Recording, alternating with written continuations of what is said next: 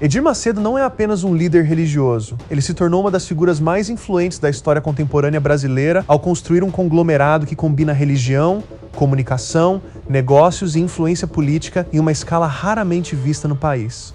O que começou em 1977, com pequenas reuniões de pregação em praças públicas e antigos coretos, transformou-se em uma organização presente em dezenas de países, com milhares de templos, emissoras de televisão, rádios, editoras, plataformas digitais e empresas de diferentes setores. Independentemente da avaliação que se faça sobre sua atuação, é difícil encontrar outro líder religioso brasileiro que tenha conseguido estruturar um império institucional dessa magnitude. O crescimento da Igreja Universal do Reino de Deus não pode ser explicado apenas pelo discurso religioso. Ele também envolve uma sofisticada capacidade de organização administrativa, expansão internacional, comunicação em massa e construção de marca. Pesquisas sobre a economia da religião mostram que o segmento religioso movimenta bilhões de reais anualmente no Brasil, e a Universal ocupa uma posição de destaque nesse mercado, administrando uma estrutura comparável à de grandes corporações em termos de logística, treinamento de lideranças, gestão patrimonial e presença internacional. A principal inovação de Macedo foi compreender que, em uma sociedade marcada por desigualdade, insegurança econômica e instabilidade social, milhões de pessoas procuram mais do que respostas espirituais. Procuram esperança, pertencimento, identidade e a sensação de que ainda possuem controle sobre suas vidas. A chamada Teologia da Prosperidade, amplamente difundida pela Universal, conecta fé, sacrifício financeiro e expectativa de transformação material. Para seus defensores, trata-se de uma interpretação legítima das Escrituras, que incentiva superação pessoal e confiança em Deus. Já seus críticos afirmam que essa doutrina estabelece uma associação problemática entre contribuição financeira e bênçãos divinas, tornando particularmente vulneráveis pessoas em situação de fragilidade econômica. Essa dinâmica revela um aspecto importante da psicologia social. Instituições religiosas não oferecem apenas crenças, elas constroem comunidades. Em momentos de crise financeira, problemas familiares, doenças ou perdas pessoais, o pertencimento a um grupo pode fornecer apoio emocional, rotina e propósito. É justamente essa capacidade de criar vínculos duradouros que explica parte da força institucional da Universal. O fiel não participa apenas de um culto, ele passa a integrar uma rede social, simbólica e espiritual que influencia suas decisões, sua linguagem e sua visão de mundo. Outro elemento central dessa estratégia foi a comunicação. A aquisição da Record, posteriormente consolidada como uma das maiores redes de televisão do país, ampliou significativamente o alcance da organização. Somada a rádios, editoras, sites, aplicativos e redes sociais, essa estrutura permitiu que a instituição produzisse seus próprios conteúdos, fortalecesse sua identidade e dialogasse diretamente com milhões de pessoas sem depender exclusivamente da cobertura da imprensa tradicional. Para estudiosos da comunicação, trata-se de um dos exemplos mais expressivos de integração entre mídia e religião na América Latina. Ao longo de sua trajetória, porém, Edir Macedo e instituições ligadas à Universal também estiveram no centro de diversas controvérsias. Houve acusações envolvendo lavagem de dinheiro, evasão de divisas, organização criminosa e outras irregularidades financeiras. Em diferentes momentos, investigações foram conduzidas por autoridades brasileiras. Parte dessas acusações foi arquivada ou encerrada sem condenação definitiva, enquanto outras geraram longas disputas judiciais. Macedo sempre negou as irregularidades e frequentemente afirmou ser alvo de perseguição motivada por preconceito religioso e interesses políticos ou econômicos. Essa reação também desperta interesse entre pesquisadores da sociologia da religião. Diversos estudiosos observam que grupos religiosos fortemente coesos tendem a interpretar críticas externas como sinais de oposição ao próprio grupo, e não apenas aos seus dirigentes. Nesse contexto, denúncias da imprensa, investigações judiciais ou ataques de adversários podem ser compreendidos internamente como provas de que a instituição está enfrentando forças contrárias à sua missão espiritual. Para os fiéis que compartilham essa visão, a perseguição reforça a convicção em vez de enfraquecê-la. Do ponto de vista da psicologia social, esse mecanismo pode fortalecer a identidade coletiva. Quando uma comunidade percebe que está sendo atacada, seus integrantes frequentemente aumentam a confiança na liderança e estreitam os laços internos. Ao mesmo tempo, críticos alertam que uma dinâmica desse tipo pode reduzir a disposição de alguns membros para considerar críticas externas ou avaliar de forma independente determinadas alegações, enquanto defensores argumentam que a desconfiança em relação a setores da mídia e das instituições decorre de experiências históricas de preconceito contra grupos religiosos. Outro diferencial da trajetória de Macedo foi compreender cedo que influência duradoura depende da ocupação simultânea de diferentes espaços sociais. Em vez de limitar sua atuação aos templos, sua estratégia expandiu-se para a televisão, rádio, internet, mercado editorial, produção audiovisual, educação e política institucional. Esse modelo criou um ecossistema em que diferentes frentes reforçam umas às outras, ampliando a presença pública da organização. Mais do que construir uma igreja, Edir Macedo ajudou a redefinir o papel das organizações religiosas na esfera pública brasileira. Seu legado é objeto de intenso debate. Para admiradores, ele revolucionou o evangelismo moderno, criou oportunidades para milhões de pessoas e consolidou uma das maiores instituições religiosas do mundo. Para críticos, seu modelo representa uma concentração inédita de poder religioso, econômico e midiático, levantando questionamentos sobre transparência, influência política e relações entre fé e mercado. Independentemente da posição adotada, sua trajetória tornou-se um caso de estudo para áreas como sociologia, economia, ciência política, comunicação e psicologia social. Poucos líderes brasileiros conseguiram exercer influência simultânea sobre religião, mídia, comportamento coletivo e debate público durante tantas décadas.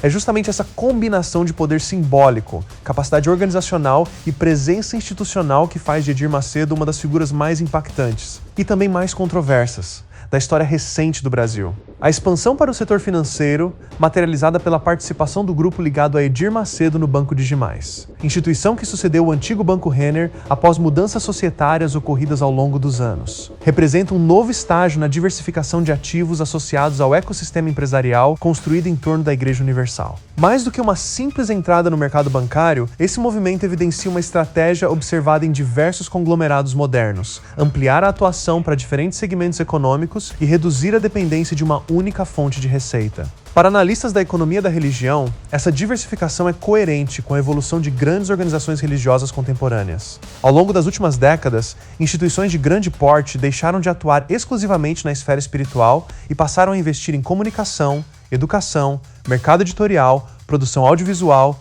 imóveis, tecnologia e serviços financeiros. Trata-se de um processo que acompanha uma tendência global de profissionalização administrativa e expansão patrimonial.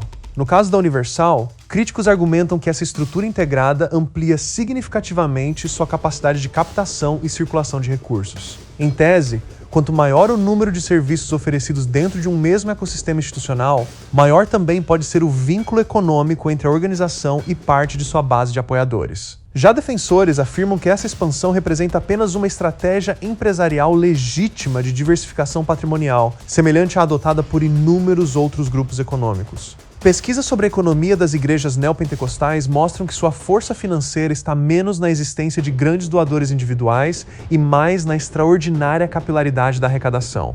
Milhões de contribuições de pequeno e médio valor, distribuídas diariamente por milhares de templos, formam um fluxo constante de recursos. Esse modelo pulverizado apresenta uma característica importante: reduz a dependência de poucos financiadores e torna a arrecadação mais resiliente diante de crises econômicas regionais. Em vez de depender de um número restrito de grandes investidores, a sustentação financeira decorre da contribuição recorrente de uma ampla base de fiéis. Essa lógica produz um efeito semelhante ao observado em plataformas digitais baseadas em assinaturas recorrentes. Individualmente, cada contribuição pode parecer modesta. Coletivamente, porém, elas representam uma capacidade financeira extremamente significativa quando administradas por uma organização com presença nacional e internacional. Outro diferencial desse modelo é a previsibilidade. Enquanto empresas tradicionais frequentemente enfrentam oscilações bruscas de demanda, organizações religiosas consolidadas costumam contar com uma base de contribuições relativamente estável, associada à frequência dos cultos e ao forte vínculo comunitário de seus membros. Isso permite planejamento de longo prazo, expansão patrimonial e investimentos contínuos em infraestrutura, comunicação e novos projetos. O desafio para o futuro, entretanto, parece menos financeiro do que geracional. A Igreja Universal cresceu durante uma época em que televisão aberta, rádio e grandes concentrações religiosas dominavam a formação da opinião pública. Hoje, o cenário é completamente diferente. As novas gerações consomem informação por meio de algoritmos, influenciadores digitais, plataformas de vídeo curto e comunidades online.